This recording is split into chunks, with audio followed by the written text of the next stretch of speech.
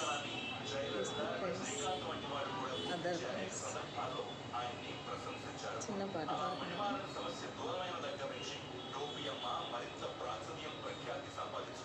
దేవుని స్తుతించుడి ఎల్లప్పుడు, దేవుని స్తుతించుడి, దేవుని స్తుతించుడి ఎల్లప్పుడు, దేవుని స్తుతించుడి, దేవుని స్తుతించుడి ఎల్లప్పుడు, దేవుని స్తుతించుడి. ఆయన పరిశుద్ధ ఆలయమునందు దేవుని స్తుతించుడి ఎల్లప్పుడు, దేవుని స్తుతించుడి. ఆయన పరిశుద్ధ ఆలయమునందు దేవుని స్తుతించుడి ఎల్లప్పుడు, దేవుని స్తుతించుడి. ఆయన బలమును ప్రసిద్ధి చేయి, ఆయన బలమును ప్రసిద్ధి చేయి, ఆకాశ విశాలమందు దేవుని స్తుతించుడి, ఆకాశ విశాలమందు దేవుని స్తుతించుడి. హాయ్ ఫ్రెండ్స్, ఇక్కడ దేవుని ఎల్లప్పుడూ స్తుతించడం, ఆరాధించడం, మాకేం పని లేదా, ఉద్యోగం లేదా, అది లేదా, ఇది లేదా అని చెప్పచ్చండి. మీరు కరెక్టే కాదనట్లేదు, చేయొచ్చు, ఉద్యోగం చేయొచ్చు, జాబ్ చేయొచ్చు, అని చేయొచ్చు. అండ్ ద సేమ్ టైం ఇక్కడ ఎందుకంటే చిన్న పిల్ల బాల్యం వయసు నుంచి మనం అన్ని మంచి విషయాలు నేర్చుకోవాలి అనుకుంటాం, అన్ని విషయాలు మంచిగా నేర్చుకోవాలి అనుకుంటాం. ప్రతి ఒక్కరు అలాగే అనుకుంటారు.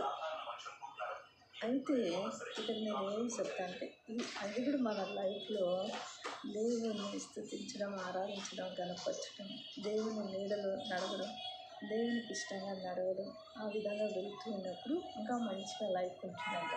అందుకే మనం ఎల్లప్పుడూ దేవుని స్తుతిస్తూ, ఆరాధిస్తూ, గణపరుస్తున్నప్పుడు మనకి మంచిగా ఉంటుంది. అందుకే ఆయన ఏమంటున్నాడు, దేవుని స్థుతించాలి ఎల్లప్పుడు అంటే మనకు సమయం దొరికినప్పుడు దేవుని స్తుతించాలి, ఆరాధించాలి. అందుకే ఎంత మంచిగా ఉంది కదా ఈ పాట. కీర్తనలు 151 అండి, చాలా బాగుంది కదా. దేవుని స్తుతించుడి ఎల్లప్పుడు, దేవుని స్తుతించుడి.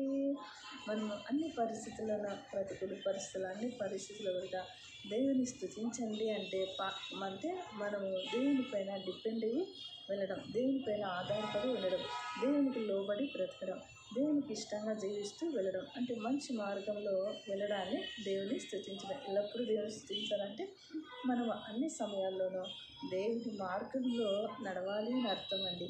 ఎల్లప్పుడూ మేము పాటలు పాడుతూ దేవుని ఆరాధిస్తూ కూర్చుంటే మాకు భోజనం ఎలా, డ్యూటీలు ఎట్లా అని ఆలోచిస్తారు. అంటే అలా కాదండి, ఈ విధంగా ఆలోచన అంటే మంచి వేలో, మంచి మార్గంలో వెళ్ళాలని అది పాట రూపంలో దేవుడు చెప్తున్నాడు. అంటే ఎల్లప్పుడూ ప్రతి సమయంలో, అనుకూల సమయంలో, ప్రతికూల సమయంలో, మనకి వ్యతిరేక సమయంలో, బాధ కష్టాలు, అన్ని పరిస్థితుల్లో కూడా దేవునికి అనుకూలంగా, దేవునికి ఇష్టంగా లోబడుతూ వెళ్ళడము, ఇది దేవుని స్తుతించడం, ఆరాధించడం. అందుకే ఎంత బాగుంది కదా.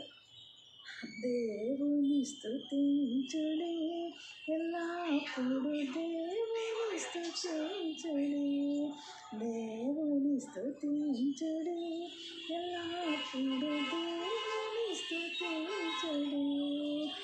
ఆ తర్వాత ఇక్కడ ఇంకొక విషయం, ఆయన పరిశుద్ధ ఆలయమునందు దేవుని స్తుతించుడి, ఆయన పరిశుద్ధ ఆలయమునందు దేవుని స్తుతించుడి ఎల్లప్పుడు, దేవుని స్తుతించుడి. ఇక్కడ ఆయన పరిశుద్ధ ఆలయం అంటే మందిరమే గుర్తొస్తుంది కదా. మందిరానికి వెళ్ళే సమయము ఆదివారం దేవుడు ఒక ప్రత్యేకంగా కూడుకొని స్తుతించాలని చెప్పాడు. ఆయన పరిశుద్ధ ఆలయము నందు స్తుతించాలంటే ఆయన పరిశుద్ధ ఆలయం ఎక్కడో లేదండి, మన హృదయం. మన హృదయమే దేవుని పరిశుద్ధ ఆలయంలో పెట్టుకొని మనము దేవునికి ఇష్టంగా నడుస్తూ దేవుని భయభక్తులతో నడుస్తూ దేవునికి ఇష్టమైన మార్గంలో నడుస్తూ ప్రభు నా హృదయం మన హృదయమే ఆయన ఆలయం, పరిశుద్ధమైన ఆలయంగా ఉండాలి అనుకుంటున్నాడు. ఈ ఆలయం పరిశుద్ధమైన ఆలయంగా ఉంచినప్పుడు దేవుని స్తుతించడానికి, ఆరాధించడానికి, గణపరచడానికి, దేవునికి లోబడడానికి, మంచి మార్గంలో నడవడానికి నువ్వైనా నేనైనా ఇష్టపడతాం. ఈ పరిశుద్ధ ఆలయం ఇక్కడ ఉందండి, ఎక్కడో కాదు. ఓకేనా? కాబట్టి ఇది గమనించాలి. సో ఇది ఎంత బాగుంది కదా. ఆయన పరిశుద్ధ ఆలయమునందు దేవుని స్తుతించుడి, ఎల్లప్పుడూ దేవుని స్తుతించుడి. ఎంత బాగుందండి. నెక్స్ట్ ఏంటంటే బలం. దేవుని బలం మన హృదయంలో ఉన్నప్పుడు మనకు బలం వస్తుంది. ఆయన బలమును ప్రసిద్ధి చేయు, ఆయన బలమును ప్రసిద్ధి చేయు. మన హృదయంలో దేవుని పరిశుద్ధమైన ఆలయంగా పరిశుద్ధంగా పెట్టుకున్నప్పుడు మనము బలంగా ఉంటాం. దేవుని బలపరుస్తున్నప్పుడు మనము బలంగా ఉంటాం. ఆకాశ విశాలమందు దేవుని స్తుతించుడి.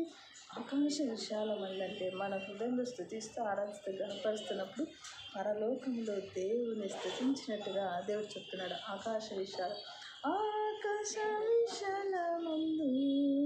దేవుని స్తుతించుడి, ఎల్లప్పుడూ దేవుని స్తుతించుడి. ఆకాశ విశాలం అంటే మన హృదయంలో పరిశుద్ధమైన దేవుని ఆలయం నుండి ఉన్నప్పుడు ఈ ఆలయంలో స్తుతిస్తూ గణపరుస్తున్నాడు. పరలోకంలో ఉంటున్న ప్రభువు మనల్ని చేసి మనం పాడుతున్నది, మనం ఆరాధిస్తున్నది, మన స్థితిని గణపరుస్తున్నది, వీటన్నిటి కూడా దేవుడు ఆదిస్తాడు. ఎంత బాగుంది కదండి పాట. అందుకే అన్ని పరిస్థితుల్లోనూ దేవునిపైన ఆధారపడి, దేవునిపైన డిపెండ్ అయ్యి, దేవునికి ఇష్టంగా నడుస్తూ మంచి మార్గం అండి, మంచి మార్గాన్ని లీడ్ చేస్తారండి. దేవునికి లోబడాలండి. లోబడే వాళ్ళంటే చాలా ఇష్టం అండి. అది ఎంత కష్టమైన, ఎంత ఇబ్బంది అయినా, ఎవరికైనా ఏదైనా సమస్యనా దేవునికి లోబడి ఆయన్ని మన హృదయం పరిశుద్ధమైన ఆలయంగా పెట్టుకున్నప్పుడు ఆయన మనం ఉంటాడు. మనం ఆయన స్థుతిస్తారు కనిపిస్తున్నప్పుడు ఆయన బలం మనం పరిశుద్ధి చేస్తున్నప్పుడు మనం బలంగా ఉంటామండి, శక్తివంతంగా ఉంటామండి. నెక్స్ట్ ఆయన ఆకాశ విశాలమందు స్తుతించండి అంటే మన హృదయంలో దేవుని స్తుతిస్తున్నప్పుడు ఆకాశంలో పరలోకంలో దేవుని స్తుతించినట్టుగా ఆరాధించినట్టుగా ఉంటుందండి. ఇంత బాగుంది కదా. ఈ పాట చాలా బాగుంది కదా అండి. ఇది దీని అర్థం అండి. కాబట్టి ఎప్పుడూ ఎదురైనా అనుకోవద్దండి. ఈ విషయాన్ని గమనించండి. మీరు ఎవరైనా సరే దేవునికి ఇష్టంగా నడవాలని, ఇష్టంగా ఉండాలని, దేవుని మార్గంలో నడవాలని నేను మనసారా కోరుకుంటున్నాను. నేను అంటే ఈ పాట బాగా ఉందండి. ఒకసారి పాడని నేను సొంతంగా పాటలు పాడుతున్నానండి. సొంతంగా రాస్తున్నాను, అదే పాడుతున్నాను దగ్గర. మీరు ఒకసారి పాట సొంతంగా ఇది కీర్తనలు 151. చాలా పాటలు రాసినాను, అన్నీ ఒకసారి పెట్టి చిన్న చరణం మాత్రం మీకు ఇస్తున్నా. సొంతంగా పాడుతున్నా దేవుని కృపను బట్టి. ఓకే. దేవుని స్తుతించుడి, ఎల్లప్పుడూ దేవుని స్తుతించుడి, దేవుని స్తుతించుడి, ఎల్లప్పుడూ దేవుని స్తుతించుడి. ఆయన పరిశుద్ధ ఆలయమునందు, ఆయన పరిశుద్ధ ఆలయమునందు దేవుని స్తుతించుడి, ఎల్లప్పుడూ దేవుని స్తుతించుడి.